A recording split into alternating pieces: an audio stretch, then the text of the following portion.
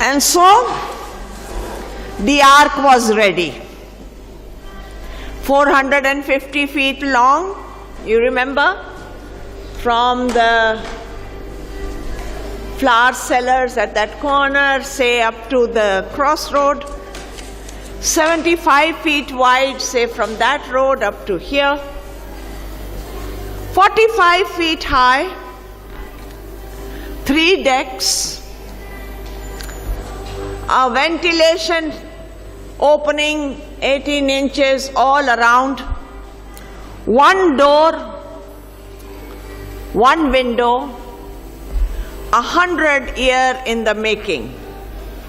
Last week we looked at the 6th chapter of Genesis, and we saw the heart of the Lord, the pain in the heart of the Lord when 3 times he says, I am grieved. In verse 3, in verse 5, and then in verse 11 again and again he says, he was grieved. And we also saw that we read that how Noah preached righteousness.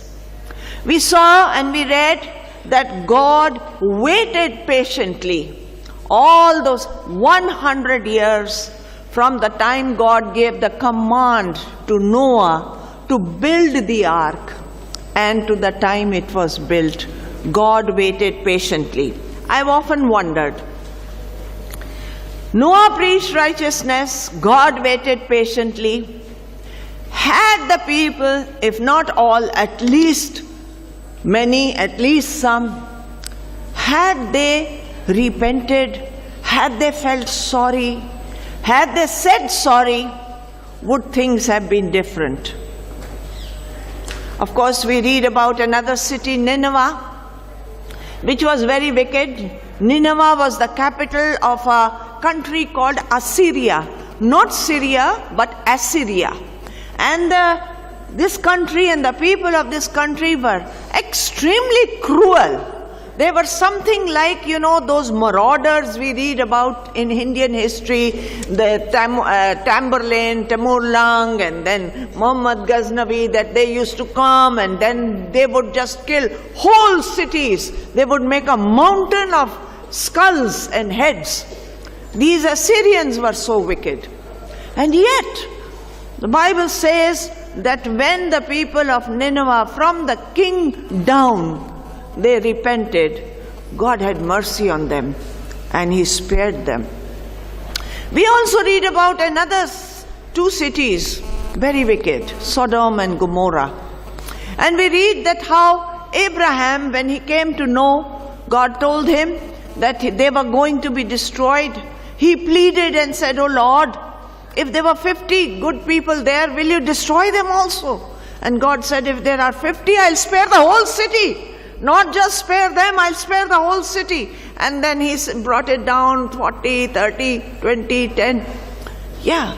So God waits patiently and God is merciful. And that's the only time God changes his mind, is to have mercy.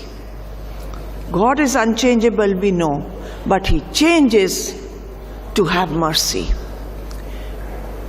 And now here, the ark is ready. And we come to chapter 7 of Genesis. And this is what we read, verse 1. When everything was ready, the Lord said to Noah, go into the boat with all your family from among all the people of the earth. I can see that you alone are righteous. Even after 100 years of waiting and waiting, again he says, I can see only you are righteous. And then he goes on to say, verse 2 and 3. Take with you 7 pairs, male and female, of each animal I have declared clean. That is, I have approved for eating and for sacrifice. And take 1 pair of each of the others.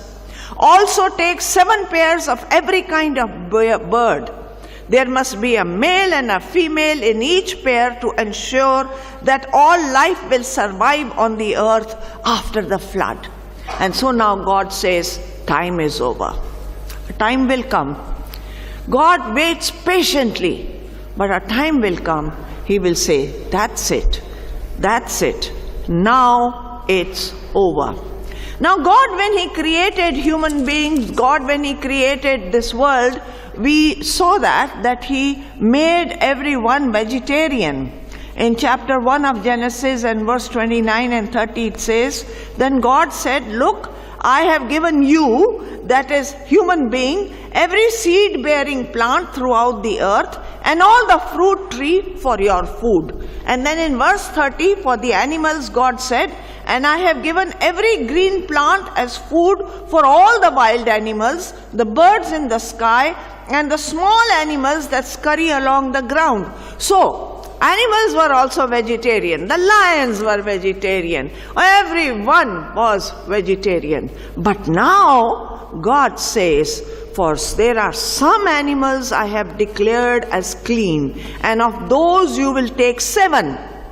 Here it says 7 pairs for sacrifice and for eating. Now God gives the command that you may eat animals also.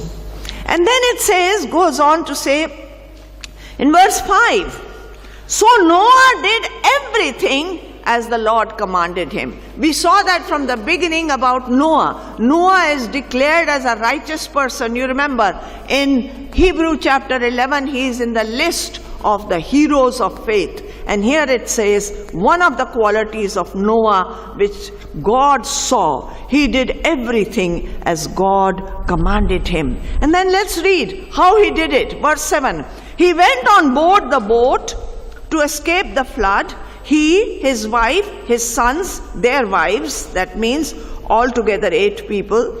With them were all the various kinds of animals, those approved for eating and for sacrifice, and those that were not, along with the birds and the small animals that scurry along the ground. They entered the boat in pairs, male and female, just as God had commanded Noah. And so here they are, all of them are coming in. Even the tiny animals, even the snails got in. Yeah? As long as they kept on walking, they reached the boat and they entered the boat and they were safe. And they came in pairs. There's a beautiful verse in Ecclesiastes and chapter 4 and verse 9 to 12. And this is what it says. Let me read it. 2 are better than 1, for they can help each other. If one person falls, the other can reach out and help. But someone who falls alone is in real trouble. A person standing alone can be attacked and defeated, but 2 can stand back to back and conquer. 3 are even better, for a triple-braided cord is not easily broken. And so God took them in pair by pair. And then let's see what happens. Verse 13. That very day, Noah had gone into the boat with his wife and his sons, Shem, Ham, and Japheth, and their wives. With them in the boat were pairs of every kind of animal, domestic and wild, large and small, along with birds of every kind. 2 by 2 they came into the boat, representing every living thing that breathed. A male and female of each kind entered, just as God had commanded Noah. Then the Lord closed the door. There was just one door, big enough even for the elephant and the giraffe to get in. And it says, once they were all in, the Lord closed the door. Yeah. Did Noah had to run around and get all these animals? Yeah. I don't think so. It's not written, but it just says here that the animals came in. You know, animals have an instinct. They say that when an earthquake is going to take place, it's the animals, they get restless even before the first tremble and the shudder of the earth. The animals know something is going to happen. The birds start flying. I'm told that when the great tsunami came off the coast of India, the animals were very agitated before it came, the day before. The birds were flying. They have an instinct that something is going to happen. And I just like to think that all these animals knew. Human beings did not respond, but the animals knew, and they were there. And when the time came and God said, bring the animals in, they were there. And all Noah had to do was to bring them in, 2 by 2, pair of every animal, 7 of those who were approved. And then what happens? Let's go on. We'll go back to the beginning of chapter 7, verse 4, and it says, 7 days, God had said, 7 days from now, from that day he said, now enough. He gave 7 days, 7 more days. Grace. 7 is a symbol of grace, is a symbol of completion. God created the heaven and the earth in 6 days and rested on the 7th. 7 days from now, I will make the rains pour down on the earth, and it will rain for 40 days and 40 nights until I have wiped from the earth all the living things I have created. 40 days and 40 nights of rain. Last year, we had terrible floods in Uttarakhand. You remember? Yeah? It didn't rain for 40 days and 40 nights. I don't remember how long it rained. But the river rose. The flood was that the river rose. The level of the river rose. And I remember, because we are blessed with this television and we can see things actually happening. And I remember every day we were just watching hour by hour. The water of the river was rising and rising. And I remember there was a picture of a statue in the middle of the river bed. And the water level was rising and rising. And I was saying, now what is going to happen? And next morning when I woke up, could not see the statue. The water was flowing above the head of the statue that was there. The water rose. People were killed and devastated, but it was only a small flood, and it was only in one area. But here God says, all, until I have wiped from the earth all the living things I have created. And verse 6 says, Noah was 600 years old when the flood covered the earth. Verse 10 onward it says, after 7 days, the water of the flood came and covered the earth. When Noah was 600 years old, on the 17th day of the 2nd month. So if we take it as our calendar, then 17th of February. Yeah, how exact everything is. On the 17th of February, now listen, all the underground water erupted from the earth, and the rain fell in mighty torrents from the sky. The rain continued to fall for 40 days and 40 nights. You remember I had told you that it had not rained till then. People didn't know what rain was. All that used to happen was mist used to go up and water the whole earth. That was a very gentle thing, a mist. You enjoy walking in a mist, isn't it? It feels very nice. It's like a fine spray which cools you down. They had never known what rain was. But then more than that, something else happened. It says all the underground water erupted from the earth. Now we know that there is water under the surface of the earth. And so many places people, they dig wells, they put in bore wells. Even here in our school we have these bore wells for the underground water.